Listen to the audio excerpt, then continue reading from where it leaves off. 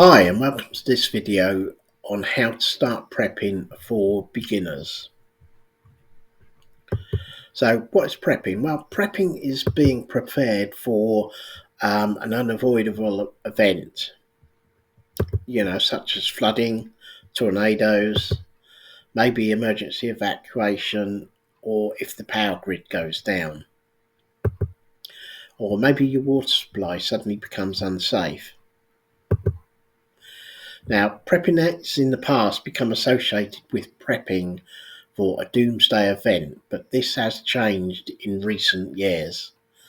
Now, ordinary people such as you and myself from all over the world are starting to prep for emergencies. Now, the thing is, if you happen to have a spare pack of batteries in a drawer for your remotes or for other electronic devices you have, or maybe you've got a first aid kit, or you've got a couple of extra packs of toilet rolls in the cupboard in the bathroom, then you've already started to prep in a very small way. Now, you're not here to hear me waffle on, so let's get straight into things you should be doing to prep. And stay to the end, as I'm going to give you something to make all of this a lot easier. So what we're going to be covering in this video is the basics of how to start prepping. And we're going to look at having a plan. Water, how easy it is to get and to store it. And we're going to look at food, what to stock up on and how to store that. We're also going to look at safety and security. Now, not everything I say or tell you on this video will be on these presentation slides. So you may want to grab your notebook and be ready, as I plan to reveal some really great tips in this video. Now, what if emergency services knock on your door and tell you that for your own safety and that of your family, you need to evacuate within 5 minutes? Could you do that and take everything you need with you in 5 minutes? Or how about this? You wake up in the night and your house is filling with smoke and your smoke alarm has gone off, and you know you need to get out of the house as fast as possible. Could you grab your kids and know exactly where your house and car keys are? Now, I'm one of the biggest offenders of this, is that I'll come in and put down my car keys maybe on the coffee table or next to the TV, or maybe I'll put them on, one of the worktops in the kitchen. Now, you don't want to be looking around for your keys if you have to get out of your house in an emergency. So you need a plan in place for these types of scenarios. And the plan needs to be a family plan. Everyone in the home needs to know what the plan is. It's no use having a plan in place inside your head and no one else in the house knows what the plan is. Now, your plan needs to include a muster point, because in an emergency, some of your family may be running out the front door, others find it quicker to get out the back door. So you need a muster point where you can all meet up. And everyone needs to know where the muster point is. And everyone needs to know where the front and back door keys are. Because you've got to remember, younger children in your home may not even have a key to the house. So it's a good tip. Get spare keys cut for the main doors of your home. And these are the emergency keys. You keep these keys somewhere where everyone knows where they are, but they're never to be used every day. They're an emergency key only. Now, what you need to do is find a place to keep these keys. Now, obviously the front door keys need to be close to the front door, but they mustn't be within sight of the front door, and you don't want them anywhere where somebody could push a device through your letterbox to grab the keys whilst you're not there. Now, the back door keys, obviously there's no mailbox on the back door, or most back doors don't have a mailbox. Um, so you can hang them up on a hook close to the back door. Now, this is where we keep our back door keys. They're near to the back door, but they're not visible. It's just a cheap stick-on hook that you can pick up very cheaply anywhere. Now, if you have locks on the ground floor windows, ensure that everyone in the house knows how to open them, including younger members of the family. You also need to make it possible or make sure the windows open easily once they're unlocked. It's no use having a window where a child can undo the lock but can't push the window open far enough to escape. Now, let's look at documents. Now, if I asked you, do you know where your birth certificate is? You may go, well, yeah, I think it's in the cupboard above the bed somewhere. Or how about your passport? Yeah, that's in one of the drawers in the living room. I don't know which one. Or how about your home insurance policy or your marriage license? Now, these are all documents you may need in an emergency, especially if you have to evacuate quickly.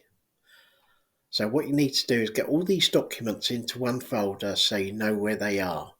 Better still, make a copy of them and give the copies to a family member you trust. Now, the copies will have the reference numbers for each document on there, so that will help you to replace them. Now, the aim of this and the videos to follow is to give you advice on tips on how to prepare. Unlike many people on YouTube, I'm not here to send you a ton of affiliate links. Now, a fire extinguisher. What I would recommend is that you buy a good fire extinguisher for the home. But before buying, check the reviews on the item. You don't have to go out and buy the most expensive item that you can find. You can pick up a cheaper extinguisher in a local do-it-yourself shop or hardware store. Now, once you have a plan in place, regularly ask your partner and anyone else that lives in the home about the plan. You know, you can ask them randomly, where are the keys to the doors kept, the emergency keys? Or where is the muster point? Or how do they open the locked windows? And so on. And where are the torches kept? Now, I know I haven't mentioned torches, but if you get up in the middle of the night and the house is filling up with smoke, the electric maybe is tripped out, you're not going to want to be fumbling around in the dark. Now, keeping a torch in a bedside cabinet is a really good idea, but you need to make sure that that torch is checked regular to make sure the batteries have not run out.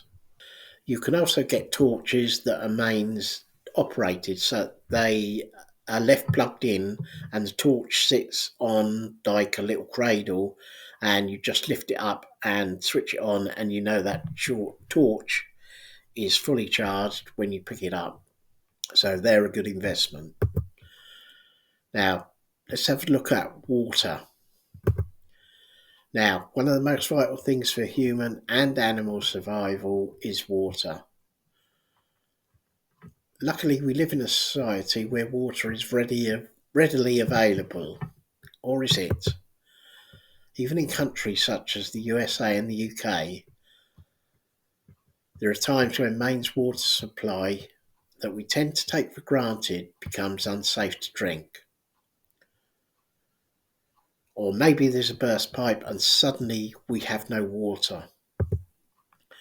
Now, if suddenly your area has no water, what's going to happen? Everyone is going to go to the local supermarket store and buy as much water as they can afford.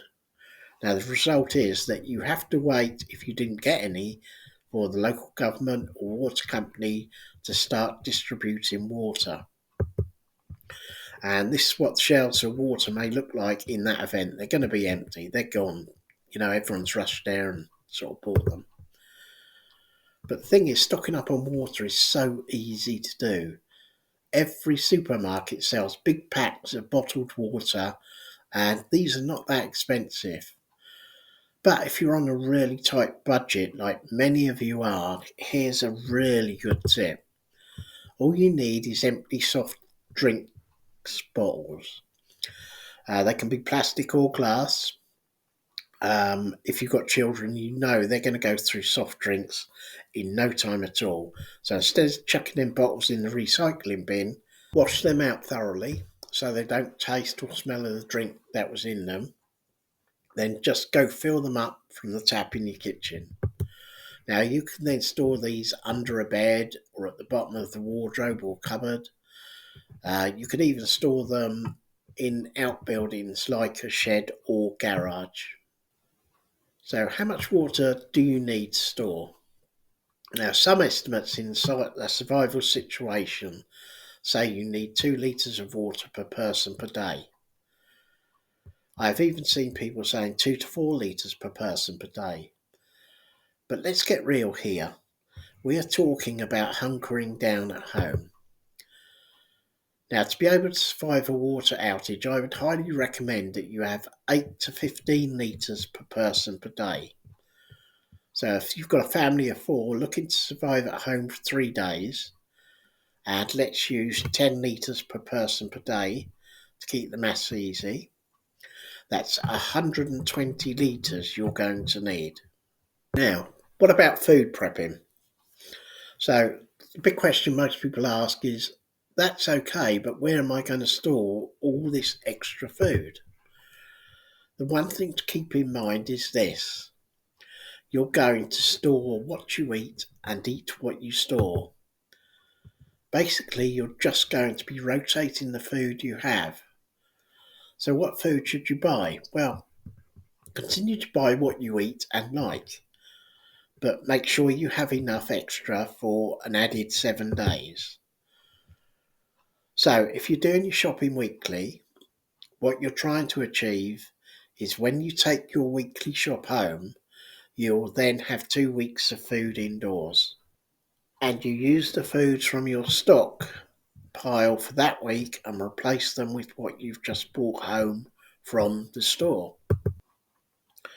One way to begin your prepping is to make a meal plan for 7 days and then start to prep for a 7-day period. This does not have to be expensive because you're not going to run out and just buy a double shot. You can pick up a couple of items extra each week. Look out for special offers on items that give you a discount for buying an extra one or a reduced price on a pack of 4.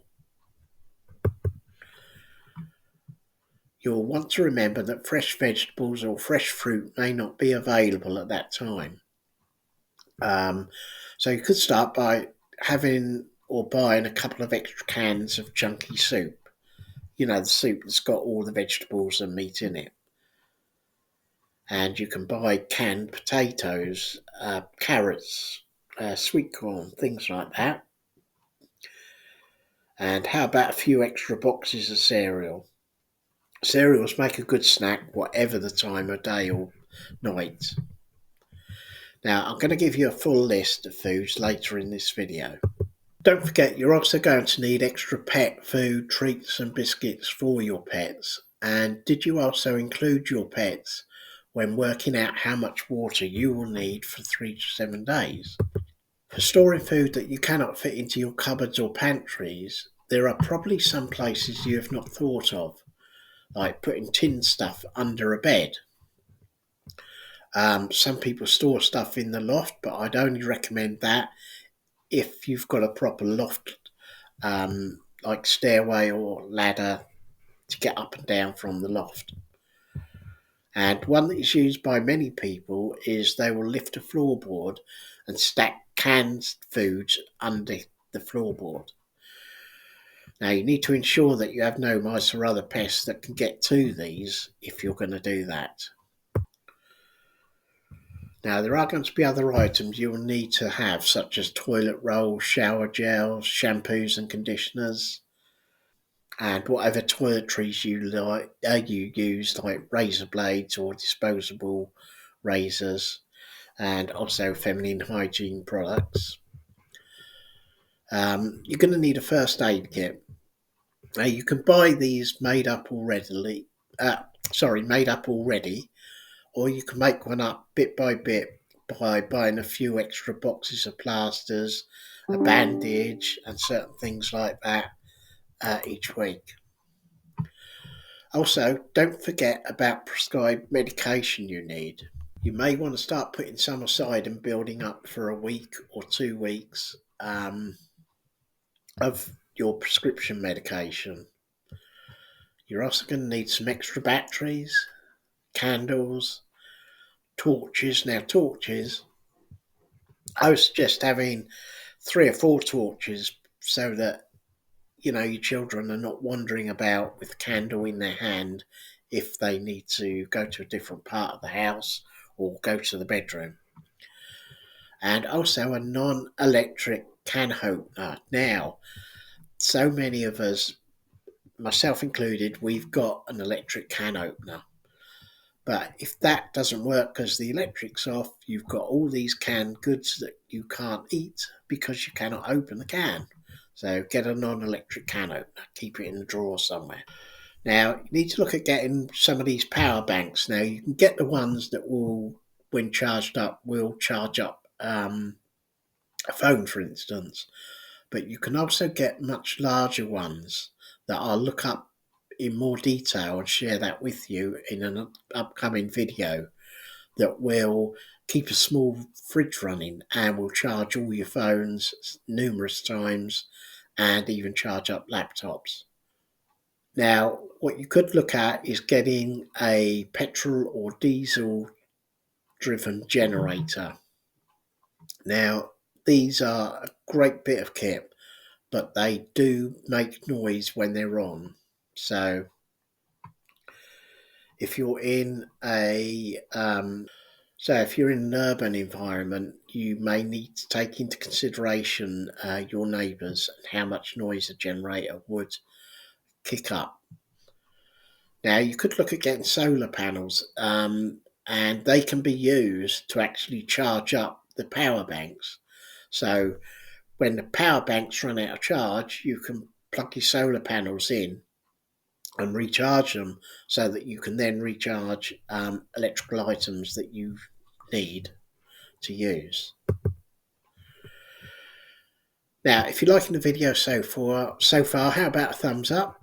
If you're not liking the video, I would really appreciate how you think I can improve on them by leaving a comment below.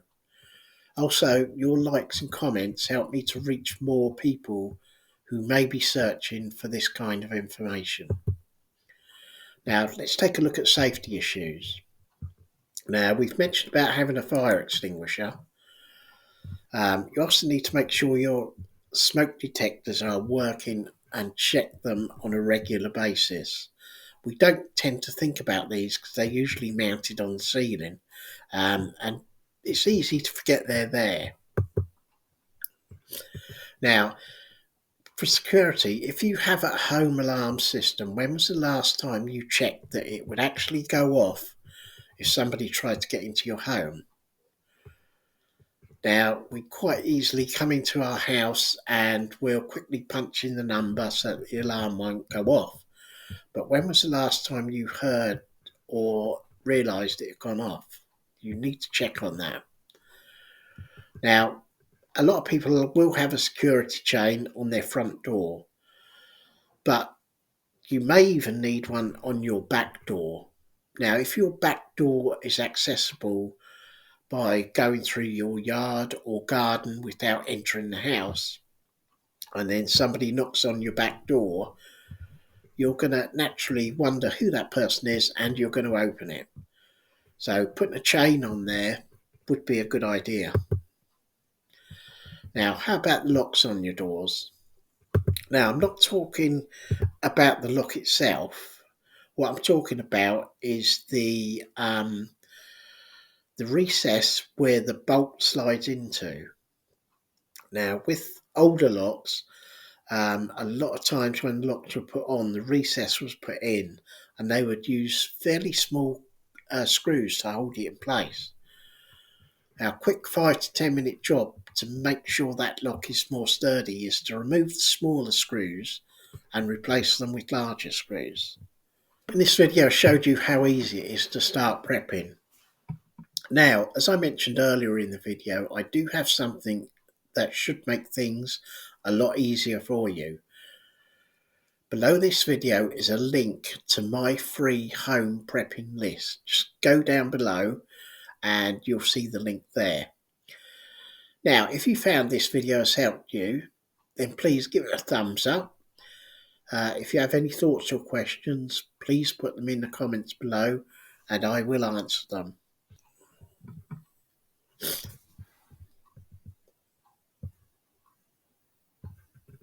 Bye for now, see you in the next video.